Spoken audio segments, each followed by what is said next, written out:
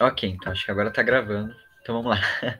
Então no último encontro, né, a gente tinha falado da figura do Céfalo e do Polemarco, que basicamente o que o Polemarco representa, né? O Polemarco representa aquilo que o senso comum tem de melhor a dar, né? Segundo a opinião que o Platão deixa transparecer no livro, né?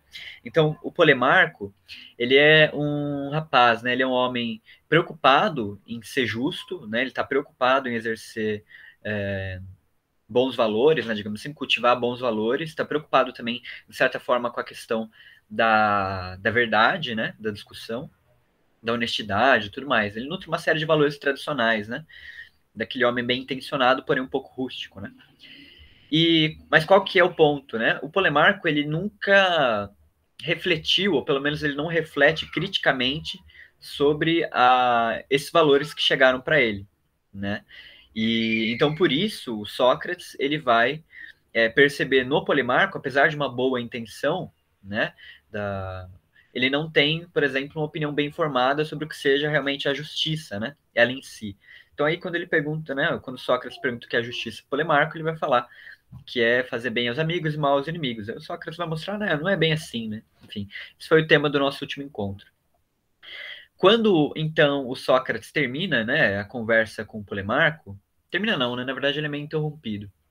Ele termina mais ou menos daquele modo, né? Ele fala, bom, então, né, a partir de agora, Polemarco, se alguém, né, falar para você que a justiça é fazer bem aos amigos e mal aos inimigos, mesmo se for um homem valoroso como Simônides, né, ou qualquer outra personalidade importante, você vai saber que não é bem assim, né, e vai conseguir explicar por quê. Então, esse aspecto didático é importante de reconhecer no Sócrates em relação ao Polemarco, né, a educação de um senso comum, digamos assim. Agora, quando, né, ele pergunta então para o Polemarco, Polemarco, mas a gente não conseguiu descobrir o que é a justiça, né? O que será que ela seria, né? E aí, nesse momento, então, o Trasímaco, né, que estava desde o começo ali ouvindo a discussão dos dois, e a todo momento querendo interromper, né, o Sócrates fala, mas os outros, né, outros ouvintes não estavam deixando o Trasímaco interromper, que eles queriam ouvir a discussão entre o Sócrates e o Polemarco até o final, né? Mas aí, nesse momento, então, o Trasímaco se desvencilha, né, daqueles que estavam interrompendo, né, impedindo ele de interromper, e faz, né, dá a seguinte fala para o Sócrates. Eu vou ler aqui para vocês a primeira fala do Trasímaco, porque ela é bem interessante, ela é bem significativa também, né? Deixa eu só pegar aqui, ó.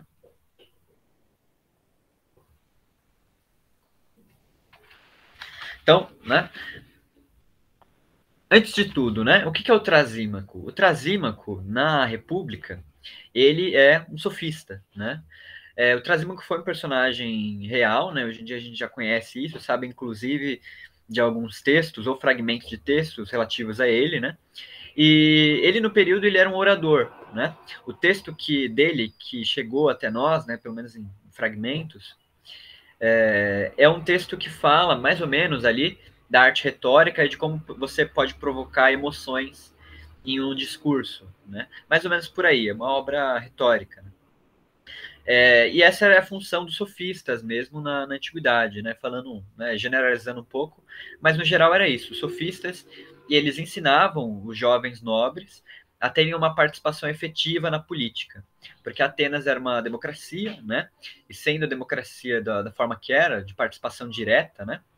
Era extremamente importante que um jovem, principalmente um jovem nobre, né, tivesse uma boa articulação na Assembleia para conseguir definir, né, ou defender os valores e as opiniões que ele queria sustentar. Né? Então, só, né, para contextualizar um pouco, diferente da nossa democracia, em que a gente vota em alguém para nos representar, né? Então, uma participação indireta, né?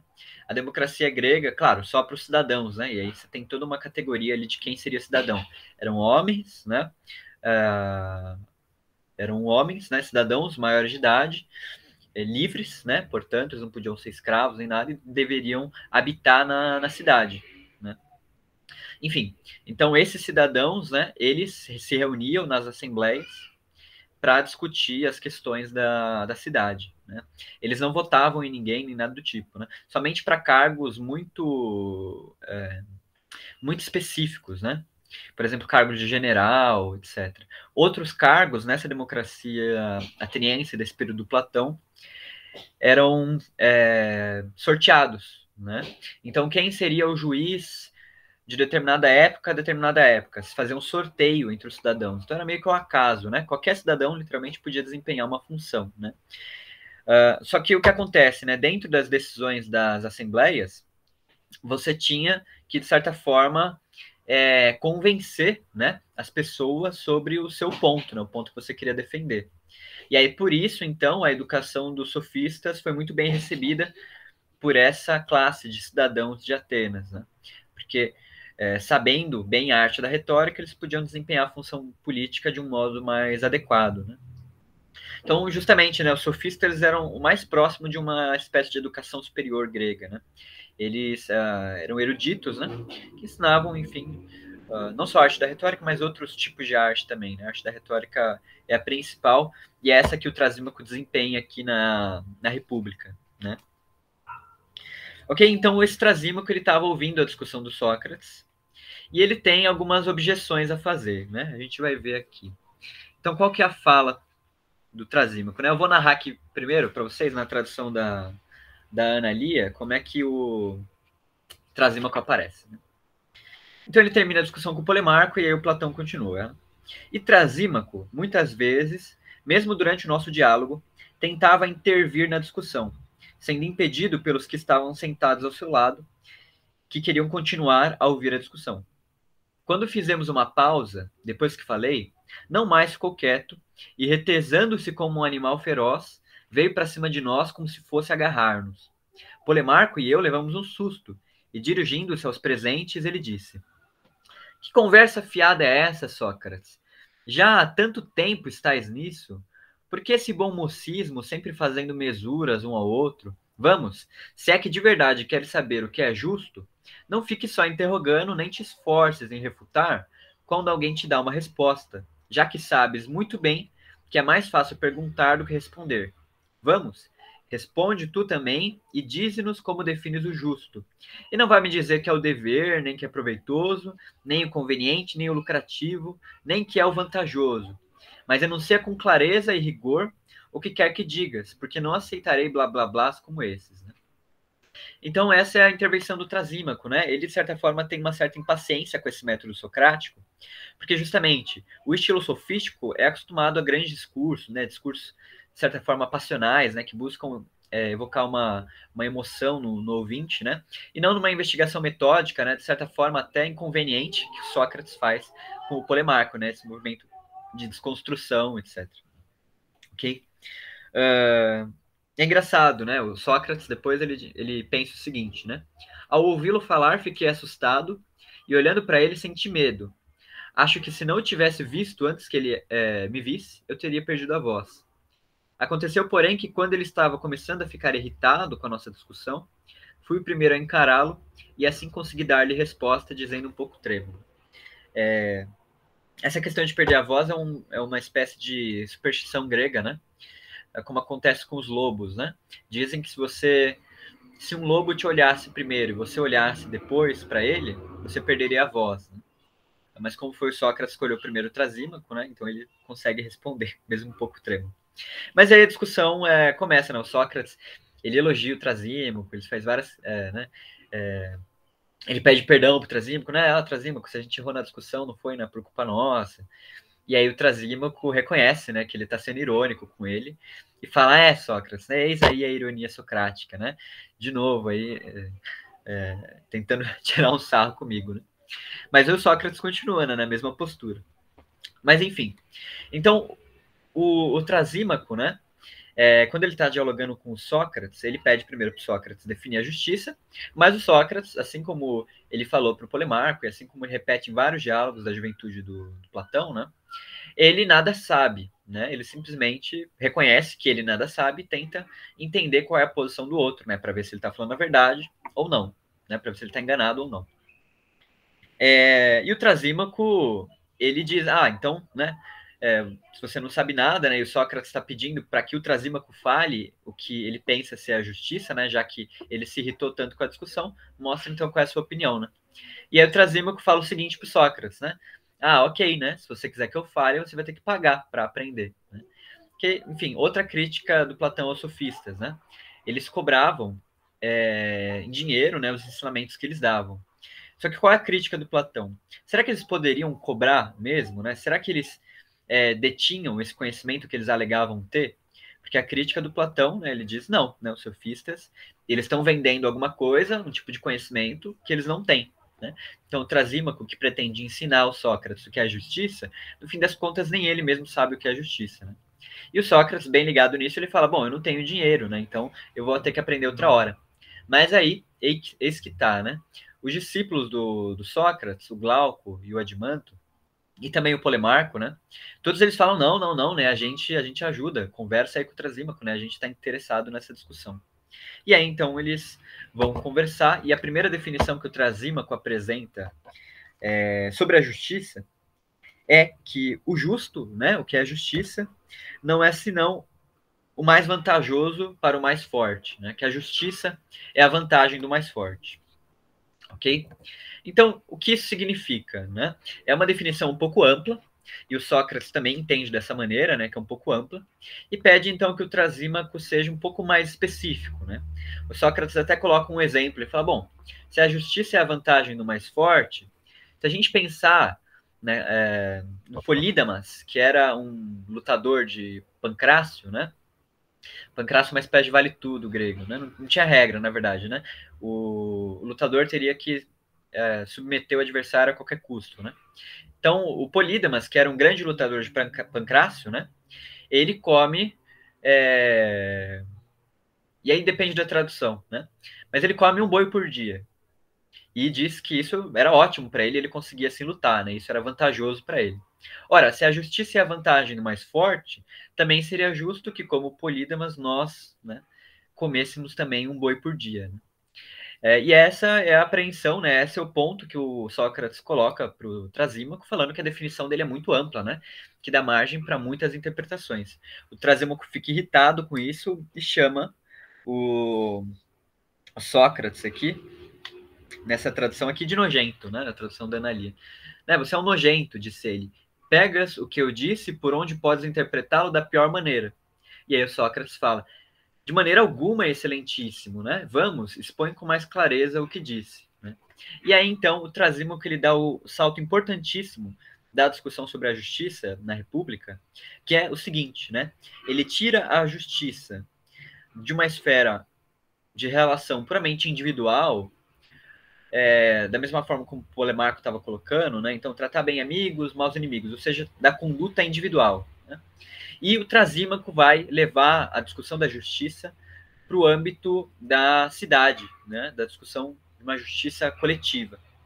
Tá? Então, a primeira explicação que ele dá, né, é que, bom, né, Sócrates, você sabe muito bem que tem governos diferentes, né, em determinadas regiões.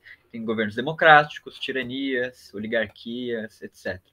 E cada um dos governos estabelece entre si o que é mais vantajoso para a manutenção daquele governo e coloca para os subordinados que aquilo é o justo. Né? Então, aqueles que se favorecem com a democracia vão falar aos subordinados, né? Vão falar aos cidadãos que é justo, são justas as assembleias, são justos os tribunais, né? As votações, etc. Os aristocratas, por sua vez, vão falar que é justo você respeitar, sei lá, o poder da nobreza, né? Enfim. Né? É justo você acatar as ordens do rei. Então, qual que é o ponto do Trasímaco? A justiça, no fim das contas, ela se resume a uma convenção social estabelecida pelo grupo dominante. Né? E o ponto que eu queria atentar para vocês aqui, né, é que a discussão sobre a justiça que o Trasímaco defende, ela não é uma discussão sobre uma espécie de harmonia entre as relações das pessoas, como é que Platão vai desenvolver mais para frente. Né? Mas o Trasímaco, ele trata a justiça e as relações de justiça como relações de poder, né? Entre aquele que manda e aquele que obedece. E aquele que manda detém o poder de estabelecer o que é justiça. né? Então aqui, só para ler uma das partes da fala do Trasímaco, ele diz mais ou menos o seguinte, né, nessa linha. Então, os governos são estabelecidos, né? E estabelecidas as leis, declaram que o vantajoso para eles é o justo para os subordinados. E punem quem infringe essa norma como transgressor da lei e culpado de injustiça, né? Então, ou seja, o justo é obedecer aos mais fortes, segundo esse convencionalismo, né? Esse legalismo, digamos assim, do Trasímaco. E injusto é aquele que desobedece à ordem do governo vigente, né? As ordens vigentes. Tá? Então, essa noção de justiça para o Trasímaco, além de tudo, ela é uma noção puramente temporal, né?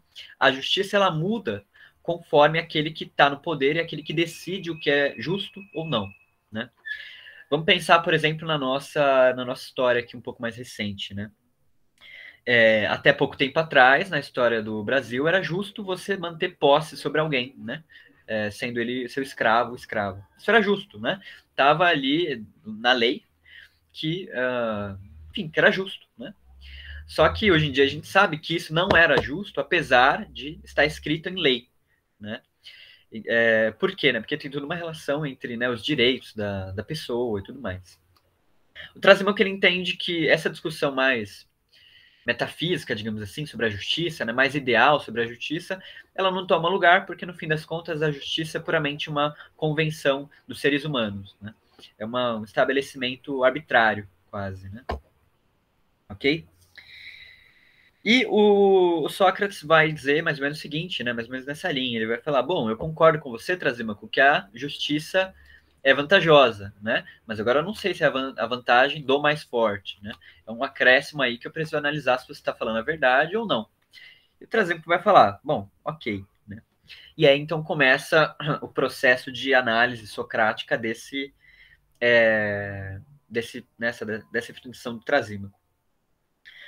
E o primeiro ponto que o Platão evoca aqui, né, na boca do Sócrates, é o seguinte: ele fala, bom, né? Então a justiça, o que é justo é obedecer aos governantes, tá? Só um parênteses, né? Olha que interessante. O Platão e o Sócrates, aqui no livro 1, ele em nenhum momento vai falar, não, Trasímaco, você está errado por isso, isso e isso, né? Ou seja, atacando, de certa forma, a opinião do Trasímaco, né? O que o Trasímaco falou, com base numa opinião própria, né? O Sócrates, ele vai comprar o jogo do Trasímaco, ele vai falar, bom, ok, você acha que o justo é isso? Então, ok, né? Se você está falando que o justo é isso, vamos ver quais são as consequências disso para ver se você está falando a verdade, né? Porque justamente o método do diálogo, né, dialético, é justamente o método de busca da verdade, né? Então é através desse jogo de perguntas e respostas que o Sócrates vai tentar encontrar brechas nessa definição do Trasímaco que não abarcam uma noção de justiça, né? Então ele vai identificar, digamos assim, as falhas mesmo, né, na argumentação do Trasímaco, que evitam que ela se adeque a uma noção de justiça. E o primeiro ponto que ele vai falar é o seguinte: bom, se é justo obedecer aos governantes, vamos considerar a seguinte coisa. Você acha que os governantes eles estão sempre certos quanto ao que é justo, ou eles podem errar, né? Aí o Trasímaco vai falar, não, é claro, né, que eles erram. E aí o Sócrates vai falar, bom, então isso por si mesmo já pode de alguma forma refutar a sua opinião, né? Porque se para os governantes o justo é estabelecer leis na vantagem própria, quando eles erram nesse julgamento, eles acabam estabelecendo leis contra o interesse deles, de alguma forma, né? Quando eles erram nessa arte da legislação.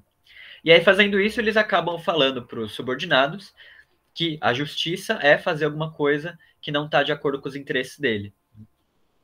E o Trasímaco, ele vai entender esse ponto, né? E é até engraçado, porque quando o Sócrates expõe esse ponto de maneira clara para o Trasímaco, o Polemarco, que está ouvindo a discussão, né, ao lado do Sócrates, ele fica, nossa, Sócrates, é isso mesmo, né, não tinha percebido. Então, assim, o Polemarco é alguém bem intencionado, né, alguém entusiasmado com essa discussão da justiça, mas ele próprio nunca tinha tentado refazer esse percurso. Ok? E aí, então, o Trasímaco, de certa forma, vai tentar salvar nessa definição dele da seguinte forma, né? Bom, eu não acho que aquele que erra, né, o governante que erra, pode ser verdadeiramente chamado de governante, né? Porque vamos pensar no seguinte caso: será que um médico que erra no seu diagnóstico pode ser chamado realmente de médico? Será que ele é realmente um médico, né, exercendo a arte dele de forma perfeita? A opinião do Trasímaco é que só pode ser chamado, né? Alguém só pode desempenhar uma função, seja ela de médico, sei lá, carpinteiro, piloto, governante, se essa pessoa desempenhar aquela função com perfeição, né? E isso é muito importante também para a continuidade do diálogo, porque o Trasímaco ele faz uma conexão, um link entre é, o, uma arte, né? Uma técnica que a gente estava falando, que foi o ponto que o Polemarco simbolou com o Sócrates, e que também é o ponto que o Trasímaco vai simbolar com o Sócrates, né? Que a arte, né? Para você desempenhar uma arte, técnica no sentido grego, né? Uma técnica, ela supõe um determinado saber, né? Um determinado saber sobre um corpo de conhecimentos para aquela arte. Então, o médico ele tem que saber aquilo que concerne a sua arte. Ele tem que saber dar o diagnóstico, né? Saber analisar o paciente, saber, enfim, ler os exames, tudo mais. Da mesma forma, por exemplo, que um carpinteiro tem que saber se a madeira aguenta ou não, né? Os tipos de madeira ideal para se fazer, sei lá, um telhado, uma viga, uma mesa, né? Então ele tem que dominar esse tipo de arte dele nesse sentido. Se ele não domina essa arte, ele não pode ser chamado efetivamente de um carpinteiro, de um médico, né? Mas sim de simplesmente um aprendiz de, né? Porque ele ainda não desempenha a arte com perfeição, ou seja, ele ainda não tem o perfeito conhecimento, né? Tá? E o Trasímaco vai falar isso, o Sócrates vai aceitar. Então, falou, não, muito bem, né? Eu concordo com você, né? Agora, vamos pensar da seguinte forma, né? Ok, se eles desempenham essa arte de maneira perfeita, vamos pensar em outros exemplos também de pessoas que desempenham arte de maneira perfeita e ver, então, o seguinte ponto: se eles operam em interesse próprio, como fazem os governantes, ou se eles operam em interesse de outros, né? Ok, tá dando para acompanhar mais ou menos até aqui o percurso? É um percurso bem didático mesmo que o Sócrates coloca, né? No andamento do diálogo dá para ver todos os encadeamentos, né? Todas as perguntas, enfim. Mas que eu estou fazendo de uma maneira mais resumida. Né? Então vamos lá. E o Sócrates vai operar da seguinte forma, né? Ele vai falar, olha, alguém que desempenha bem uma arte, que alguém que desempenha perfeitamente uma arte, ele só vai conseguir operar em benefício do outro, né? Em benefício daquele a quem a arte tem como objeto. Então, aí ele usa vários exemplos, ó. Vamos pensar o seguinte. Eu vou ler aqui essa parte que ele fala, né? Essa questão da técnica. E aí ele diz para o Trasímaco: responda-me, o médico, que no sentido rigoroso da palavra, né? É médico. Aquele de quem falavas há pouco. Cuida de ganhar dinheiro ou cuida dos doentes? Fala só do que realmente é médico. E o Trasímaco responde: cuida dos doentes, né? E o piloto, continuou Sócrates. O verdadeiro piloto é chefe dos marinheiros ou ele é marinheiro? É chefe dos marinheiros. E aí ele continua, né, a conclusão dele é a seguinte, né? O objetivo natural de uma arte não é buscar e propiciar algo vantajoso a si próprio, né? Porque o médico ele não busca ganhar dinheiro para si próprio, mas ele busca curar o doente. E vai ser isso com todas as artes, né? O piloto ele não vai beneficiar, sei lá, o que é bom para o piloto no navio, mas toda a navegação, né? E os marinheiros, né, a segurança dos marinheiros como um todo. Mesma coisa aí, a gente pode usar qualquer exemplo, né? O músico, ele nunca vai querer, sei lá, desempenhar a música simplesmente para ganhar dinheiro, mas para executar com perfeição e o deleite daqueles a quem ouve, né? Então, enfim, né, dá para usar com todas as artes. Mesma coisa, o professor, ele faz desempenhar a arte dele, não para ganhar dinheiro, mas para ensinar, né? Se ele está realmente preocupado com o desempenho da arte. Tanto é isso, o Sócrates, que para as artes é necessário que se haja um salário, né? Porque não é possível viver somente com o desempenho da arte, porque a arte ela simplesmente visa o bem do próximo, né? E não o seu próprio. Então por isso existe o salário, né? Para que mesmo nesse desempenho visando o próximo, a pessoa consiga ganhar o seu sustento, etc, etc. Né? Mas esse não é o fim último das artes, né? Quando eu falo arte aqui, pessoal, é arte no sentido de técnica, né? É que assim, arte como um conjunto de saberes, né? Não a arte, sei lá, da pintura, algo assim. Ok? Sei lá, uma disciplina estética, né? Certo? Então, é por aí que o Sócrates vai ter essa discussão sobre a arte, né? E ele vai falar da mesma maneira. Bom, os governantes, do mesmo modo, aqueles que são realmente governantes, eles não devem visar o seu próprio bem, né? A sua própria vantagem, a vantagem do mais forte, mas a vantagem daqueles aqueles, né? Estão sob aqueles a quem eles desempenham o cuidado, né? Ou seja, os governados. Então, eles beneficiam, eles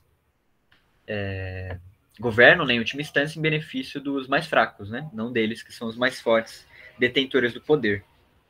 Ok? E o Trasímaco, ele fica irritadíssimo com isso, né? Com essa argumentação do Sócrates, que desbanca a definição dele, né? E ele chega para Sócrates e fala assim, né? Ora, Sócrates, né?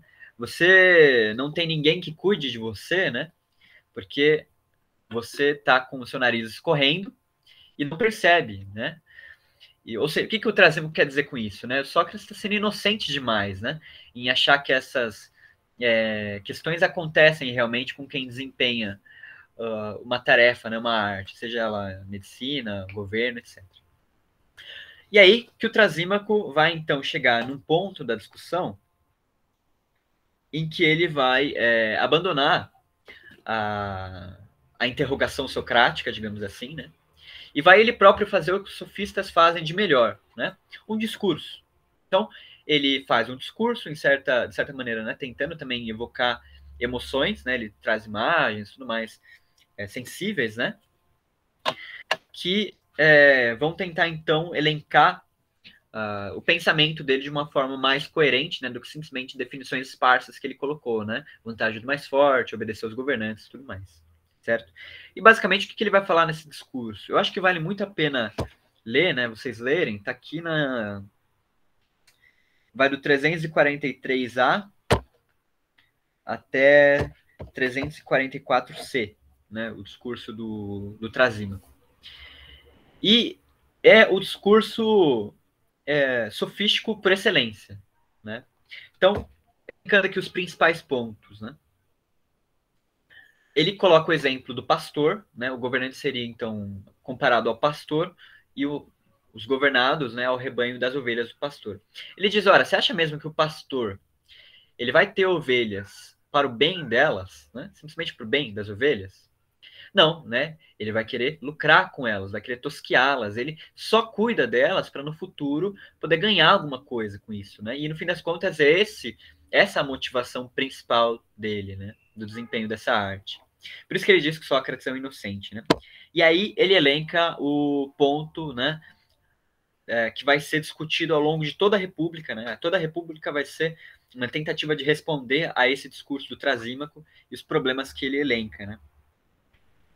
A saber, né? Os problemas eles são os seguintes: que a injustiça, né, é mais vantajosa do que a justiça, porque o homem injusto, vai dizer o Trasímaco, ele em todos os aspectos da vida supera o justo.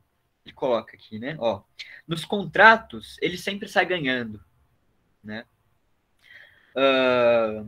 Nos impostos, ele também sempre sai ganhando, porque alguns impostos ele escolhe evitar, né? Então ele tem algumas artimanhas ali para pagar menos, né? Enfim. Nos negócios também, né? Ele vai sempre visar muito mais o lucro, aquilo que ele pode tirar do outro, do que aquilo que ele pode dar, né? O injusto. Enfim, né? Em todas as partes da vida, o injusto é melhor. E aí o Trasímaco ele vai elencar a seguinte discussão: se a gente coloca a perfeita injustiça ao lado da perfeita justiça, quem é que será que ganha, né? Qual seria a perfeita injustiça para o Trasímaco? É você praticar tudo aquilo que concerne a sua própria vontade e jamais ser punido por isso, né? Porque o grande ponto para o Trasímaco é que as pessoas rejeitam a injustiça não por medo, né? Não por temer praticá-la, a injustiça, mas por temer sofrê-la, né? Ele diz que é por isso que a injustiça é banida, né? Mas os corajosos, Aqueles que realmente se colocam acima dos outros têm grandes benefícios com a injustiça e acabam sendo mais felizes, né, do que os que são justos e ingênuos, como o Sócrates, né? Ok? Então, basicamente, o que ele diz aqui é que a vida do injusto é mais vantajosa que a vida do justo, tá? Certo? E aí, vou ler também aqui a parte do Platão sobre o que acontece depois que o Trasímaco profere esse discurso, né? Platão, ele diz: tendo dito essas palavras, Trasímaco pensava em ir embora como um servidor de balneário depois de ter despejado em nossos ouvidos de uma só vez seu longo discurso. De modo algum os que estavam lá o deixaram ir. Ao contrário, exigiram que ficasse e prestasse contas do que dissera. E eu, por minha vez, insisti muito, né? Também que ele ficasse. Então, esse ponto dos sofistas, ele é interessante por conta disso, né? E reflete também a crítica da democracia que o Platão coloca, né? O sofista, ele joga o discurso, joga as ideias dele, dentro de uma coerência interna ali, mas ele não quer prestar contas sobre ela, né? Sobre a coerência dela, sobre as motivações que ele tem com essa ideia. Então ele simplesmente joga a ideia e não quer nenhum tipo de discussão, né? Se os outros convidados, né, na festa não tivessem segurado o Trasímaco para que ele ficasse, ele não teria ficado, né, prestar contas. E mesmo assim ele fica, ouve o Sócrates, responde ao Sócrates, mas daqui para frente com muito mau gosto, né? O Sócrates pergunta alguma coisa e ele só responde sim ou não, né? Ele nem dá bola para a discussão do Sócrates. Porque o Trasímaco, no fim das contas, ele não está interessado em saber realmente o que é a justiça, né? Ele simplesmente está interessado em expor a opinião dele, e é isso, né? Ele não está interessado em ouvir. E é engraçado a gente fazer um paralelo com o mesmo discurso, né, com que o Polemarco convida o Sócrates para a reunião na casa dele, né? Não sei se vocês lembram. O Polemarco, ele fala mais ou menos assim, né, para o Sócrates: olha, Sócrates, você não está vendo quantos nós somos, né? Você vai ter que vir com a gente, né? E a Sócrates vai falar: não, não preciso, né? E desbancar pela força, se eu posso te desbancar com argumentos, né? Digamos assim, te convencendo. E aí o Polemarco vai falar uma frase que vai se repetir aqui, né? Como é que você vai convencer alguém que não quer te ouvir? E é exatamente esse o caso do Trasímaco aqui também, né? A fala do Sócrates é mais ou menos a seguinte, né? Ora, Trasímaco, né? É assim que ele insiste para o Trasímaco ficar.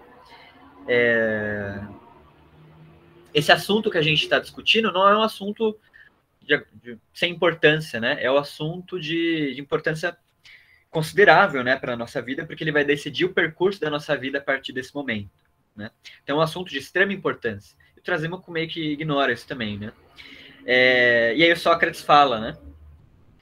Não estás vendo quantos somos, né? Da minha parte, eu vou deixar clara a minha posição. Não estou persuadido, nem creio que a injustiça seja algo que traga maior lucro do que a justiça, né? Ainda que, enfim, não consiga, de alguma forma, argumentar imediatamente, né?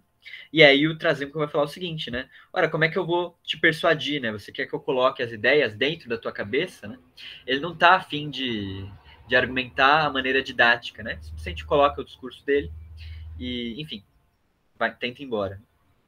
Mas esse não é o desfecho, né, da discussão. O Trasímaco fica e o Sócrates vai também elencar uma série de pontos sobre tudo isso que o Trasímaco falou no texto, né, nesse discurso dele. Tá bom? Até aqui tudo certo? Beleza. Daqui para frente, é interessante observar o caráter de aporia, né, desse livro 1 da República.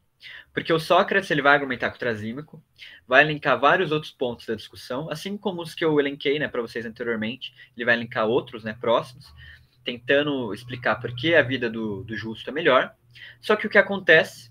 O Trasímaco, e ninguém, no fim das contas, se convence do que o Sócrates está falando, né? Apesar do Sócrates ter feito o esforço dialético de convencer o Trasímaco ele não estava disposto a ser engajado no diálogo com o Sócrates e a abrir mão da própria posição que ele tinha, né? Mesmo que ele tenha perdido a argumentação da maneira lógica, como está exposta ali, ele não arreda o pé, sabe? Ele simplesmente não se convence, mesmo que o Sócrates tenha argumentado e falado que ele está errado, né? Exposto ali para ele que ele está errado. Então, isso é extremamente importante para a gente entender o andar da República, né? Porque o caráter do diálogo ele vai mudar radicalmente do livro 1 para o restante da República.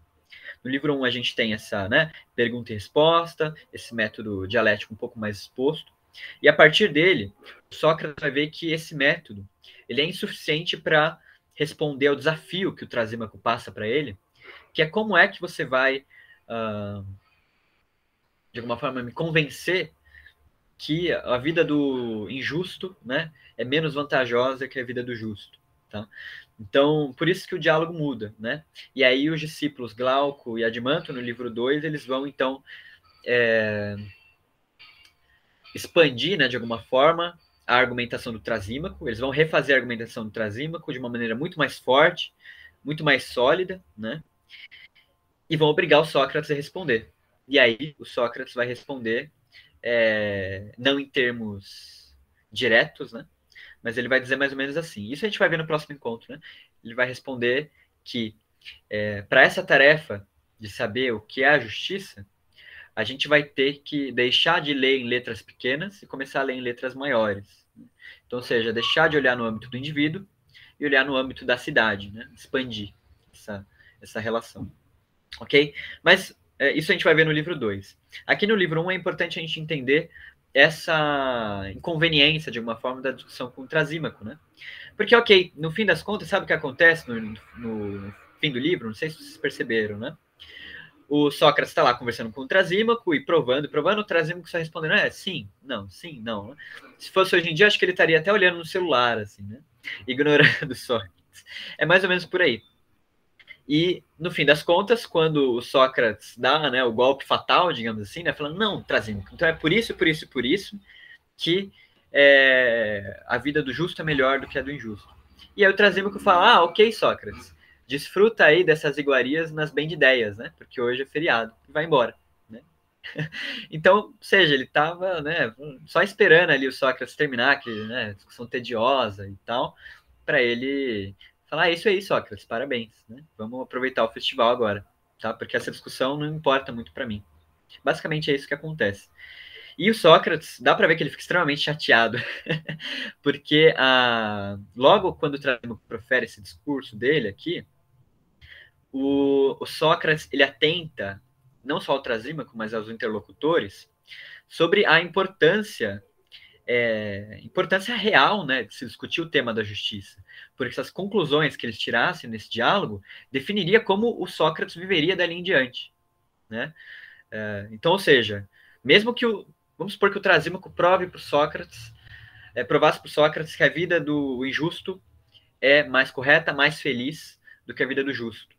O Sócrates viveria injustamente, porque teria sido convencido, né, nos seus próprios termos, né? Então, ou seja, o Sócrates não está brincando, né, quando ele está dialogando com o Trasímaco. Ele está realmente interessado em descobrir o que é, né?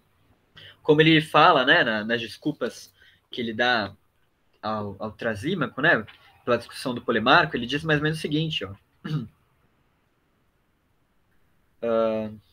Aqui, ó. Não penses que se estivéssemos buscando ouro, de bom grado, durante a busca, ficaríamos fazendo mesuras um ao outro, perdendo a ocasião de descobri-lo.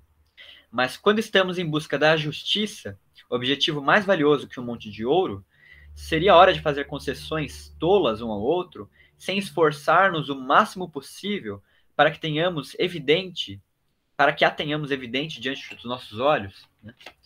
Então, ele disse que realmente, né, o que eles estão procurando é algo super valioso, né? E não é a hora de poupar esforços, né? Digamos assim, ok?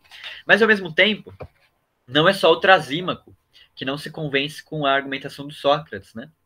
O Glauco e o Adimanto também não se convencem, os discípulos do Sócrates.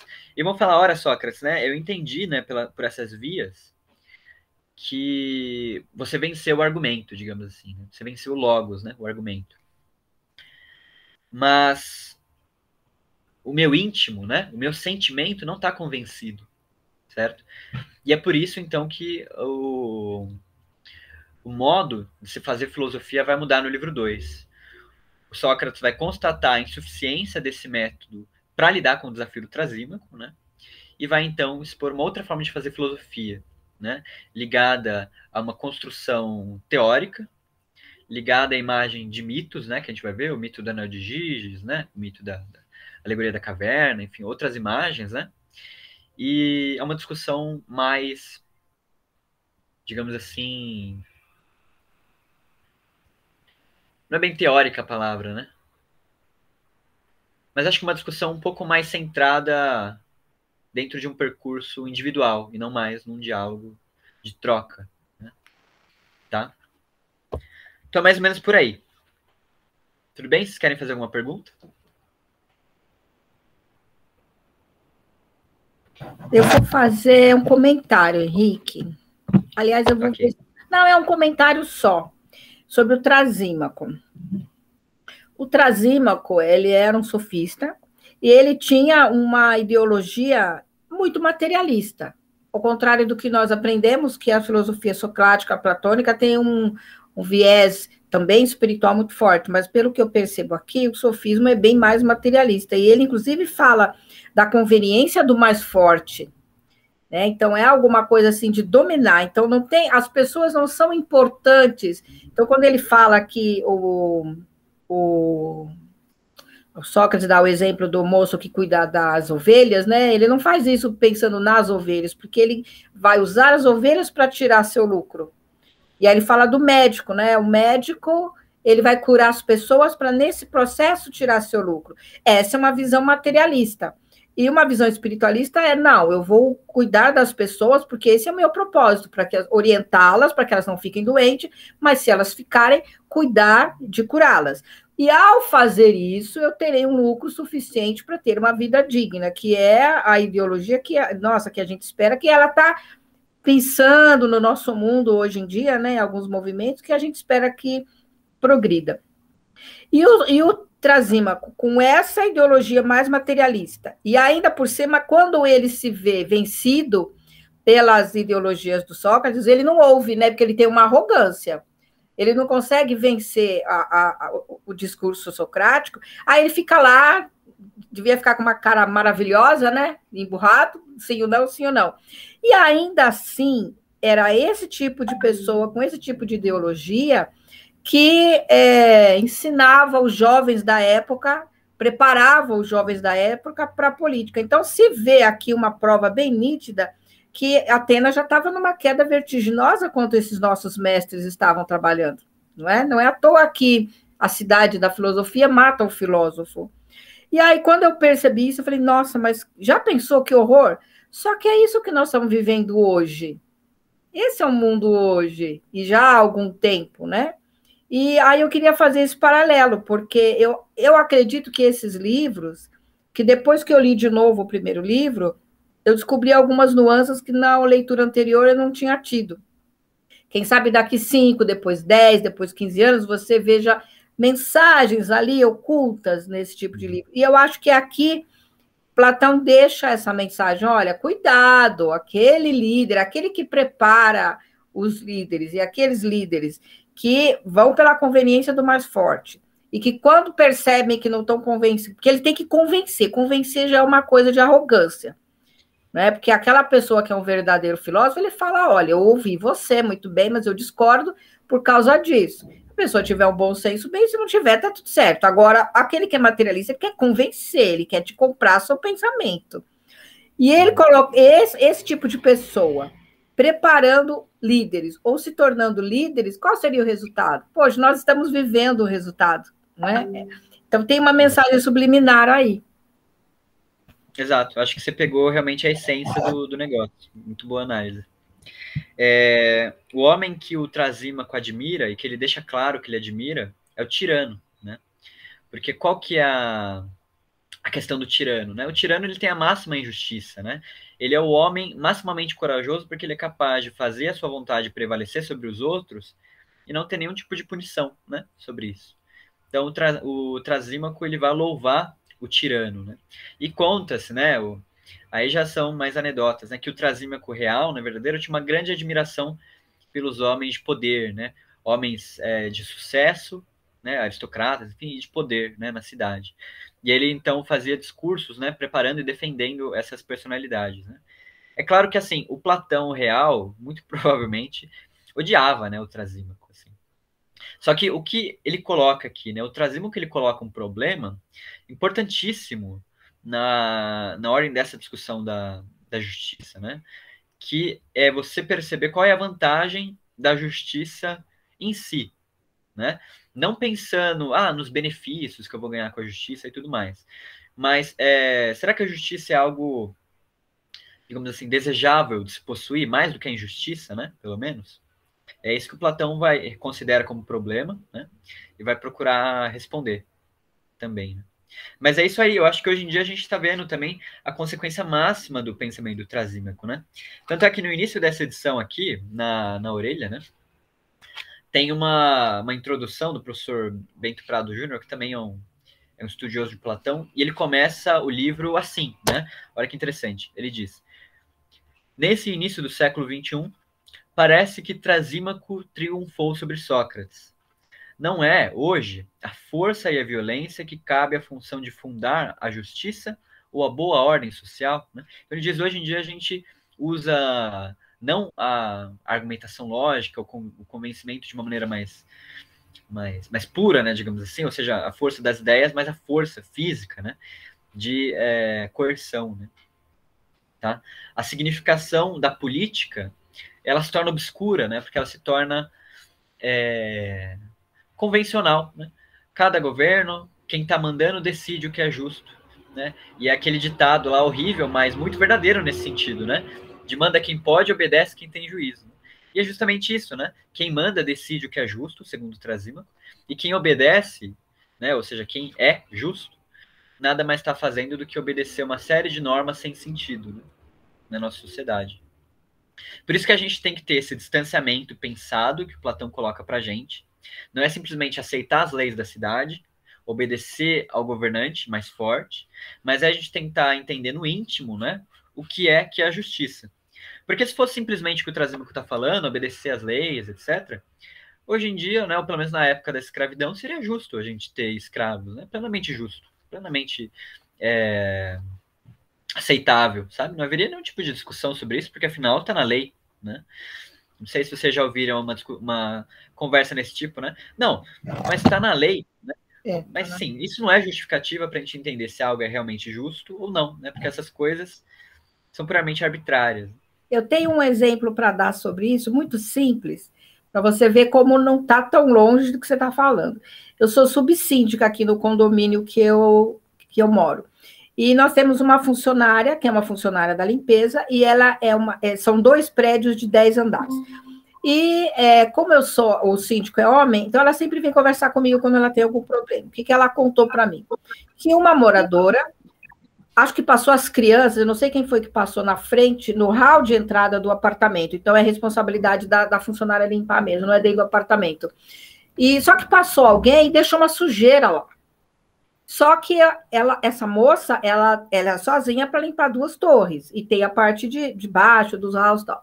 Então, o que ela fez? Ela fez um cronograma, que dia que ela vai limpar tal coisa, tal coisa, tal coisa. Então, durante a semana, ela visita o condomínio inteiro. Em alguns lugares, ela visita mais vezes por semana. Muito justo. Aí ela falou, Cássia, como é que eu faço com os andares? Eu falei, os andares você vai uma vez por semana só. Porque eu peço para ela passar um desinfetante, até por causa da Covid, então, mas você vai uma vez por semana só. Por quê?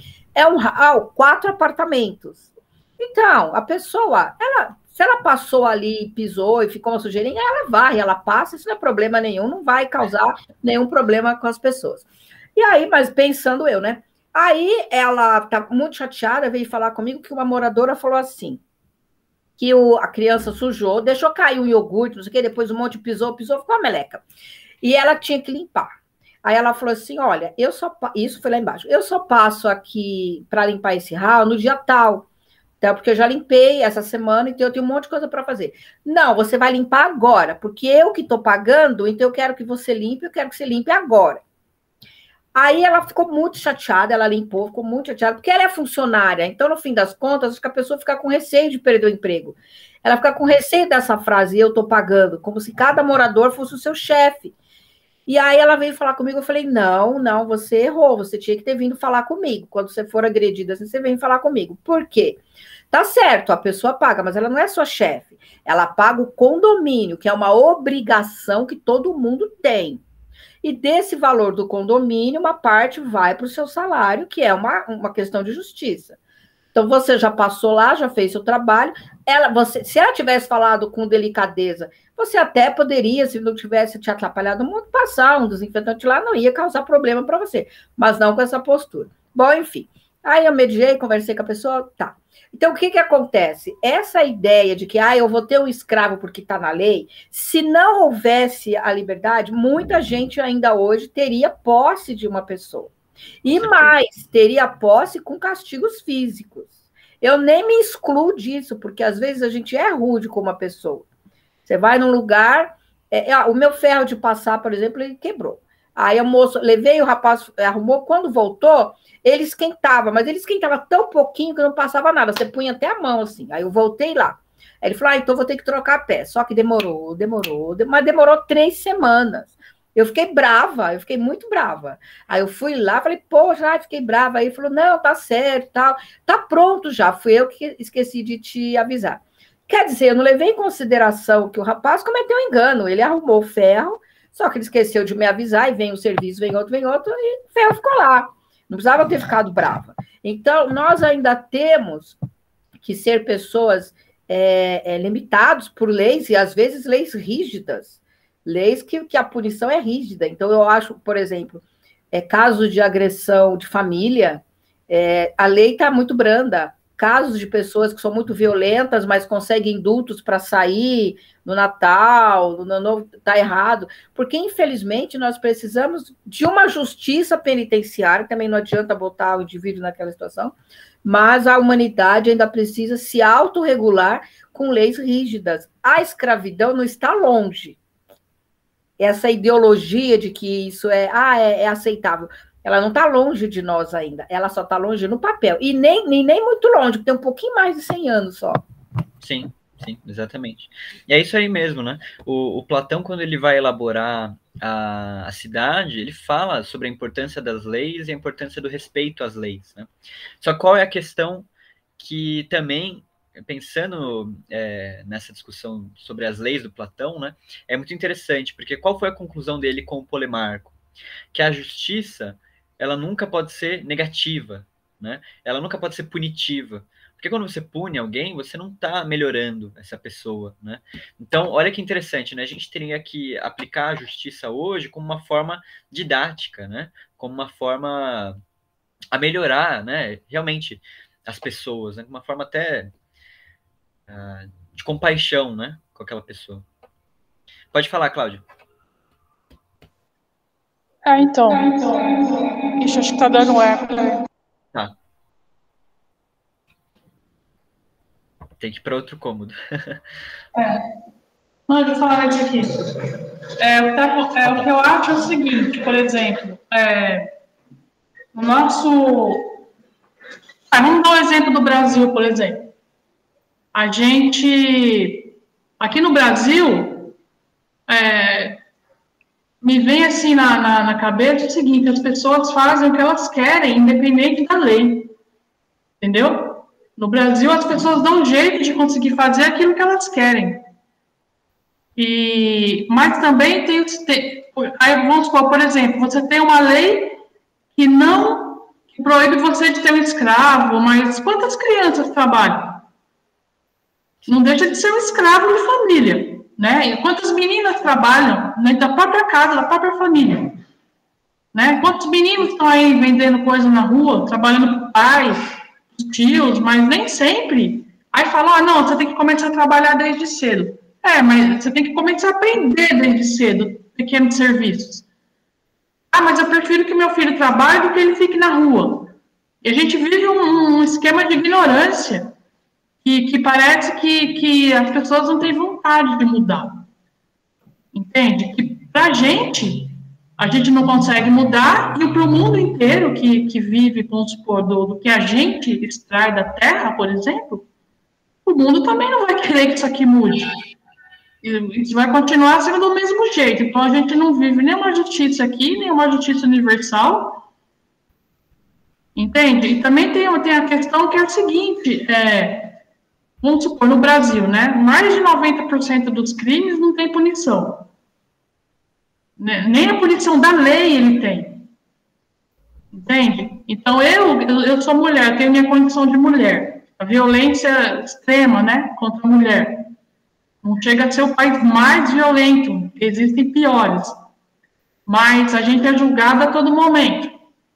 Eu vou querer que tipo de justiça? Né? Porque se eu for querer essa justiça da nossa lei, que até tem uma cobertura interessante, mas não é cumprida. Sim.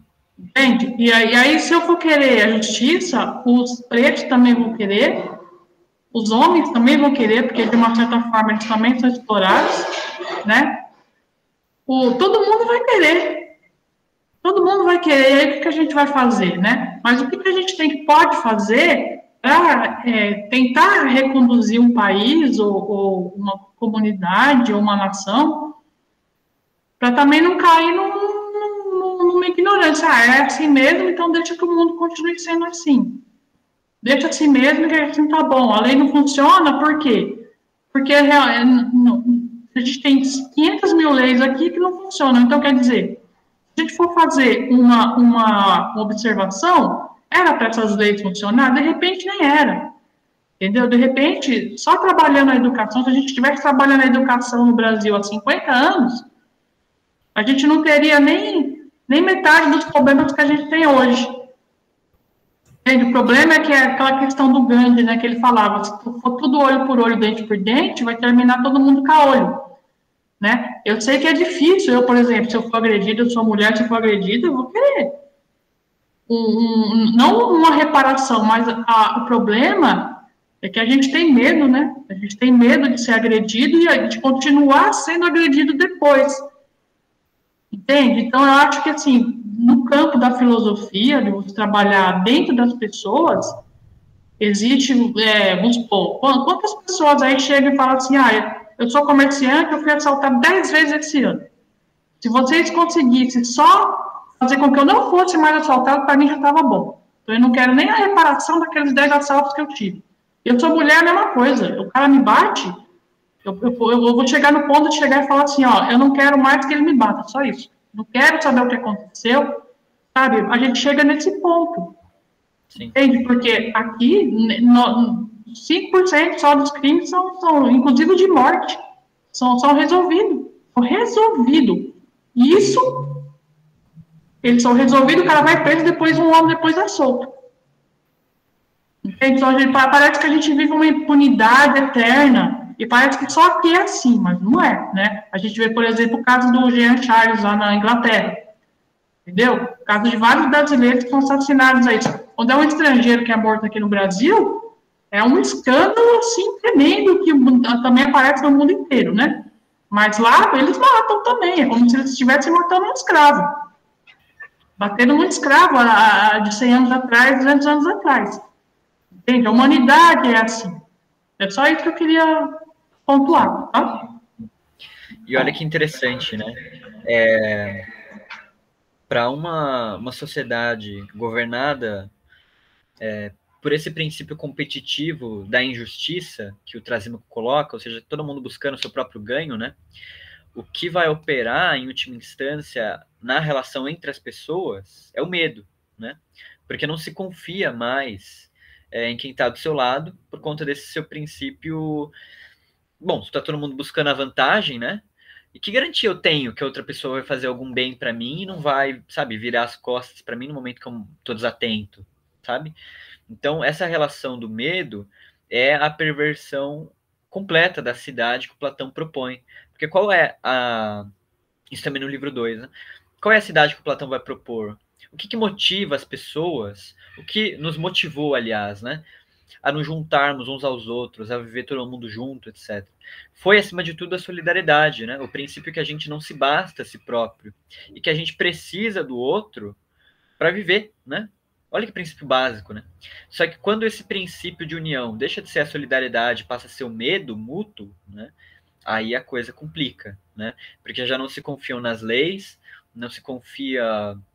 Enfim, o Platão ele faz uma descrição completa da tirania no livro 6, 7, né? Mas é mais ou menos por aí, né? Esse princípio de união é subvertido. E outra coisa importante para a gente enriquecer a discussão é o Trasímaco, em última instância, ele tem razão no seguinte sentido, de que as leis, quando elas são elaboradas por governos arbitrários, que buscam a vantagem para si próprio, elas são arbitrárias, claro, né?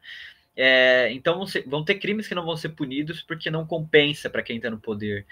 Vão ter relações de violência que vão ser mantidas por quem está no poder porque não compensa você abolir elas, sei lá, porque elas geram lucro, porque elas geram, sei lá, enfim, né, algum benefício ali para quem está no poder ou para quem detém o poder sobre aquela pessoa, né? Enfim, então é mais ou menos por aí também que as coisas se erguem, né? A crítica do Platão ao Trasímaco é que ele, em última instância, evoca um ceticismo em que ele deixa de buscar a verdade e acha de que todos aqueles padrões tradicionais, né, na moral tradicional, que foram absorvidos por ele, e quando ele faz a crítica desses valores tradicionais, ele simplesmente não coloca nada no lugar, né? Ele não busca a verdade, falando, bom, ok, se a verdade, né? A verdade não, desculpa, se a justiça ela não está nesses valores tradicionais que eu recebi, ela pode estar em algum outro lugar, né? E é esse o esforço que o Sócrates vai fazer no livro 2. Mas o sofista ele não faz esse esforço de busca, né, de colocar algo dentro desse ceticismo, né, dentro do vácuo da crítica que ele coloca. Então, claro, para ele o que vai sobrar é que a justiça é puramente conveniência, né? Puramente a conveniência do mais forte, né? De quem está detendo ali o poder do mando, certo? Agora, não é assim, sabe? Porque quando Platão fala de justiça, de kaiosine, né, em grego, está vinculado a uma noção chamada dike, né, em grego. Dike é uma das filhas de Zeus, né? Uma das graças, filhas de Zeus, deusa da justiça, né? E a dike, qual que é a questão? Né? Ela não é um princípio que rege simplesmente as relações humanas, mas ela é um princípio que rege as relações da natureza. Tá? Então, olha como essa transposição ela se dá, né? O indivíduo para a sociedade para o cosmos, né? As coisas estão intimamente ligadas. Porque, né, acredite se quiser, nós, seres humanos, também somos parte da natureza. E o Platão, ele entendia isso também, né? Ele pega essa noção que não é platônica, né?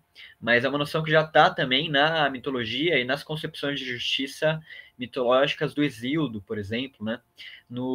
Quando a gente começar essa discussão sobre a formação da cidade, sobre a justiça, eu vou trazer para vocês alguns textos do Eurípides, do Hesíodo, que falam da mesma noção de justiça que o Platão está evocando, né? Que a justiça ela existe fora do mundo humano, né? Ou seja, ela é uma ideia, né? Os gregos antigos, né, dos mitos falariam que ela é um dos deuses, mas Platão fala que ela é uma ideia, né? E os deuses são isso mesmo, né? Eles são ideias, eles são concepções nossas das forças do mundo, né? Que regem a nossa vida, né? Que guiam a nossa vida. Mas mais ou menos nesse movimento que vai operar, né, ali essa orquestra. O Platão ele reconhece o problema está posto, né? Acho que a gente conseguiu identificar bem o problema, né? Dessa arbitrariedade da justiça quando ela é deixada na mão do mais forte, né? O problema está posto. E esse é o problema da república. E o Platão, então, ele vai tentar solucionar esse problema sobre o que é a justiça. E solucionando ele vai ver, então, se ela é melhor de se possuir do que a injustiça, né? Porque qual é a grande questão? O Trasímaco ele também mistura as duas questões, né? Ele, ao mesmo tempo, tenta saber, ele tenta falar o que é a justiça, já fala que ela é mais vantajosa, que ela é, desculpe, menos vantajosa, né, do que a injustiça. E o Platão, né, misturando essas duas questões, o Sócrates vai falar no fim do livro 1 mais ou menos assim, ó. Vou pegar aqui.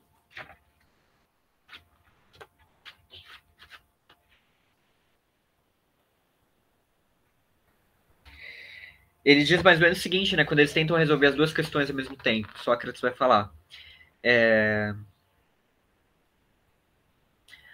Acho que vis como os gulosos que pegam e provam aquilo que vai sendo oferecido antes de saborear suficientemente o prato anterior.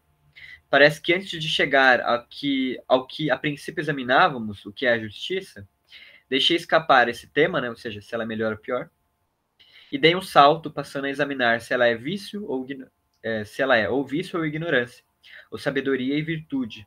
E de novo, mais tarde, ao ocorrer a afirmação de que a injustiça é algo que traz mais vantagens do que a justiça, não me contive e troquei a questão anterior por essa. Sendo assim, nada sei.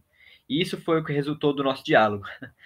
Se não sei o que é a justiça, dificilmente saberei se ela é uma virtude ou não, e se quem a tem é ou não é feliz. Tá? Aí a última fala, né, do livro 1, que acaba nessa poria, né? Acaba sem saída, né? O Sócrates também ele não consegue saber nem o que é a justiça, nem se ela é melhor ou pior do que a injustiça. Tá? E é assim que vai começar o livro 2, né? A partir desse questionamento. Ok? Então, é importante realmente a gente viver esse problema, porque a gente consegue enxergar em todo lugar, né? A injustiça ocorrendo e o movimento interno que a gente tem que fazer de preferir a justiça à injustiça. Né? Tá? Mas é isso mesmo. A gente consegue ver em todo lugar.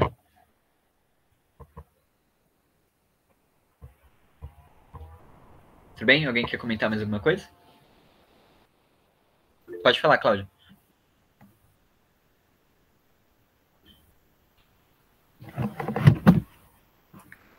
Tá no mudo. Estão me ouvindo? Estão me ouvindo? Sim, sim.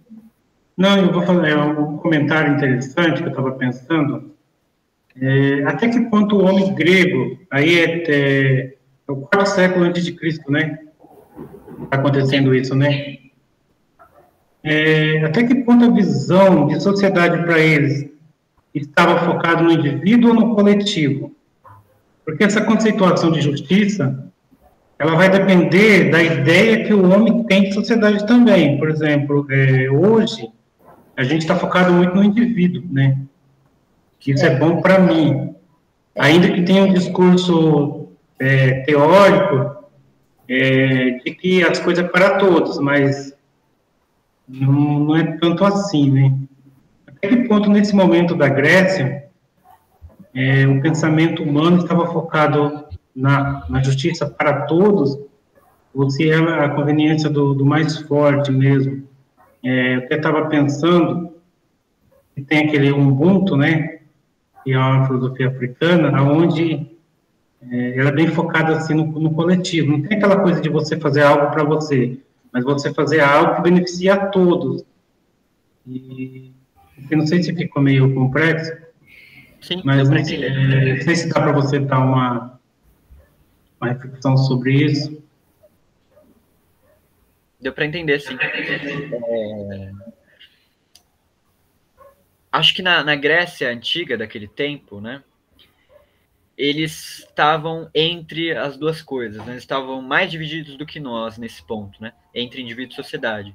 Porque você tem uma exaltação grande sobre os propósitos individuais que vão, né, aparecendo, figuras de sucesso, tiranos, etc. Ao mesmo tempo que você tem um cuidado em fazer com que essas figuras não pervertam, de certa forma, a ordem social em que elas estão inseridas, né?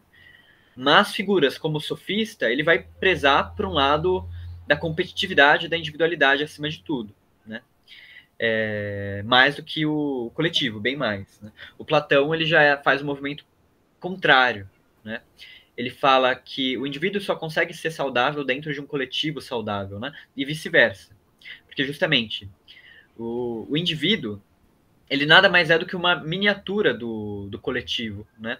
Isso a gente vai ver na teoria do Platão sobre a tripartição das almas, né? Então, da mesma forma que no indivíduo você tem 3 partes de almas, né? Na sociedade você também vai ter 3 partes, né? 3 classes de indivíduos. Então, essa correspondência é direta, né, para o Platão, entre indivíduo e sociedade. Na Grécia arcaica, na mitologia grega, a forma que eles entendiam a sociedade era assim também, né? Indivíduo e sociedade só conseguiam viver juntos, né, em harmonia. Se você fizesse uma separação, essa separação muito provavelmente daria errado, né? Porque o indivíduo, quando ele se destaca, vamos pensar, por exemplo, sei lá, grandes riquezas. Um milionário na Grécia antiga daquele tempo, né? Quando a riqueza individual ela chega a tal ponto de representar um risco ao coletivo, ela deve ser cerceada naquele tempo, né? Hoje em dia não, hoje em dia não acontece porque hoje em dia a gente optou por um dos lados, né? A gente optou por uma sociedade individualista. Isso foi uma escolha mesmo que foi feita ao longo da história, né? Enfim, história do capitalismo, etc, etc, né? Mas a gente optou pelo individualismo, achando que automaticamente os indivíduos encontrariam uma harmonia entre as suas vontades, né? Mas igual que a Cássia estava falando, né? O Platão ele entende também que nesse momento, né, o indivíduo precisa do Estado, né? Porque o Estado ele existe para organizar, simplesmente para organizar as funções, as vocações, né? Os gostos, enfim. O Estado vem para organizar realmente essa dinâmica. Então ele vai colocar, por exemplo, indivíduos que têm uma vocação, sei lá, para determinado tipo de arte. Eu adoro, sei lá, costura. Então eu vou ser destinado a uma parte da cidade, uma espécie de economia para lidar com isso, né? Toda a minha educação, de certa forma, vai ser voltada para aquilo que eu gosto de fazer, em última instância, né? Para aquilo que eu sei fazer, que eu gosto de fazer e que eu percebo que precisam que eu faça, né? O encontro em todas essas coisas insere o indivíduo na sociedade, tá? Isso é comum a muitos povos, muitos povos, né? Você mencionou, né, Paula, uma das filosofias africanas, acho que é o Ubuntu, né, que tem isso também, mas a gente vai encontrar isso nas filosofias, sei lá, ameríndias aqui do Brasil, filosofia oriental, enfim. O Confúcio, né, fala muito também dessa dinâmica entre indivíduo e sociedade, entre o Estado, né, o desempenho do homem sábio no Estado, enfim, que nada mais é também a posição do servidor, né, que é a mesma coisa que o Platão fala, né, na República, tá? E é engraçado observar como as duas coisas se complementam, mas, enfim, acho que é mais ou menos por aí. Consegui ser claro aí? Não ficou claro, sim. Eu acho que tem até uma questão, assim, imaginando assim, porque o pessoal fala que ele era contra a democracia, mas é que a ideia de democracia também é um pouco diferente daquela época de hoje também. Sim, totalmente. A democracia grega... A democracia hoje, apesar dela ter essa ideia, hoje temos uma democracia diferente, mas tudo tem um preço, tudo na vida tem um preço. O preço da democracia ele é caro, porque nós temos uma ideia de todo e qualquer indivíduo que esteja aliado a um partido político pode se candidatar a um cargo que seja de vereador a presidente da República. Alguns são concursados ou indicados, como no caso do Poder Judiciário, chega um momento que, né, que você tem que ser o concursado ou indicado. Mas o Poder Legislativo e o Executivo, qualquer pessoa que esteja aliada a um partido político legal, oficial, pode se candidatar. Esse qualquer pessoa é muito perigoso, porque nós não temos um investimento sério em educação, formação, ética de um indivíduo. A própria ética é uma palavra que eu não sei até que ponto a gente usa corretamente, a noção de justiça, porque a justiça a gente vê assim, não é justiça. Vamos fazer de uma forma, mas para mim tem que ser, só aceito dessa forma, porque senão vai ser desvantagem para mim. Mas a justiça, será que o correto não seria abraçar mais pessoas, uma quantidade, quanto maior a quantidade de pessoas for beneficiada com aquele ato, isso estaria mais perto de uma justiça? Então, o que a gente tem? A gente tem uma democracia e a gente sai alardando para todos os lados que somos democráticos. Mas, de repente, entram pessoas, e nem estou falando especificamente desse presidente atual, porque ele é um exemplo tão claro que nem precisa falar. Mas outras pessoas que entraram no poder, tanto legislativo como no executivo, e que não tinha competência, mas entrou porque a democracia permite. Hoje nós temos um movimento interessante, que são pessoas que vêm de periferia e que elas foram tão massacradas por gerações que elas estão se preparando para entrar, e aí sim eu acredito que possa vir fazer uma diferença. porque elas estão se preparando. Foi o caso da Marielle. A Marielle se preparou muito para executar aquele cargo, e ela se preparava, assim, tanto na ação política, como ali junto com as pessoas, debatendo e vivendo os problemas e raciocinando como que eu vou fazer para auxiliar, para acolher, porque eu acho que a justiça e a política, ela tem que ser acolhedora, ela tem que permear mais pessoas. E aí, não, a pessoa fala, não, eu sou filho do fulano, neto do Beltrano, 3, 4 gerações de pessoas mal preparadas. Porque o político não é chegar lá, ganhei as eleições, então eu sou político. Não, você ganhou as eleições, você foi eleito. Agora, ser político é outra coisa. Então, a democracia tem um preço caro, da forma como... Eu acho até que a democracia do período deles era melhor, porque por mais que não era aquela aristocracia platônica, mas pelo menos eu não acredito que eles permitiriam uma pessoa se preparar. Falar, tá, então tudo bem, então vamos preparar, vamos fazer estudar pelo menos com os sofistas, né? Que eles estavam, sabe, a pessoa mostrar um mínimo de interesse, um mínimo de postura. Eu vou exercer um cargo de vereador numa cidadezinha pequenininha, 2.000 habitantes, mas deixa eu conhecer, deixa eu me preparar realmente, conhecer a lei, como que eu falo com as pessoas, vai ter pessoas flexíveis, vai ter pessoas não flexíveis, como é que eu faço mediações? Ninguém se prepara para isso. Assume o cargo e é o seguinte, agora, sabe com quem você está falando? Pronto, já vi que não é com o político. Legal. É mais ou menos por aí mesmo. Só uma coisa, né? Os antigos, eles se preparavam à arte da política, né, a arte da retórica, só que com porém, para conseguir defender melhor os seus próprios interesses, né? Então é uma difícil, escola né? longínqua, né? Deixa lá em favor, sei lá, dos mais necessitados, dos estrangeiros, das mulheres, dos escravos, né? Não, era para defender os interesses da família, né? Do aristocrata, algo assim. Então uma escola longínqua. Sim. Mas, de qualquer forma, acho que as críticas do Platão à democracia, elas precisam ser respondidas também, né? Como eu falei, né? Quando a gente pega as críticas do Platão no livro da República, uma das coisas que ele faz fantasticamente é engajar a gente a responder essas perguntas, né? A gente não pode simplesmente passar por elas, aceitar essas críticas como se fosse, sei lá, um tipo de dogma, algo assim, né? O Platão encoraja a gente a responder essas indagações dele, e é por isso que o livro da República é lido até hoje. Né? Em toda a história da filosofia, ele foi lido, respondido e serviu de influência para muita coisa. Né? A República, por exemplo, ela serve de influência para as utopias do Thomas More, por exemplo, né? Para Cidade do Sol, Paraíso Perdido, A Cidade de Deus, do Agostinho também, tem bastante coisa da República. Enfim, né? Tem bastante coisa que ela serviu de influência porque ela foi respondida, né, ao longo da história.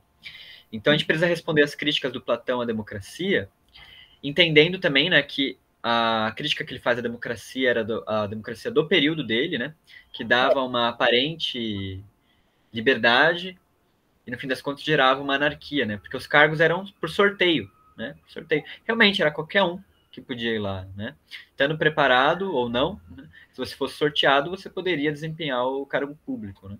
Hoje em dia, a gente tem outro problema, a meu ver, né, que é que a gente fala que é qualquer um que pode fazer, né, desempenhar o cargo público, mas não é qualquer um mesmo, né? É quem tem o melhor marketing, né, no fim das contas.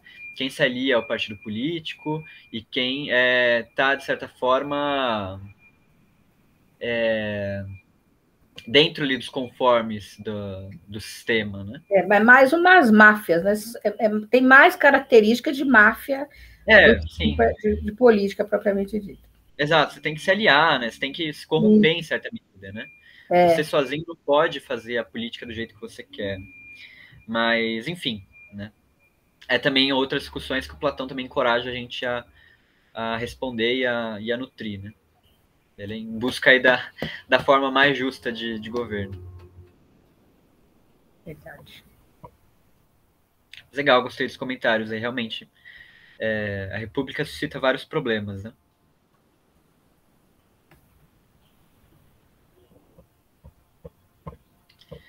Ok? Acho que por hoje é só, né?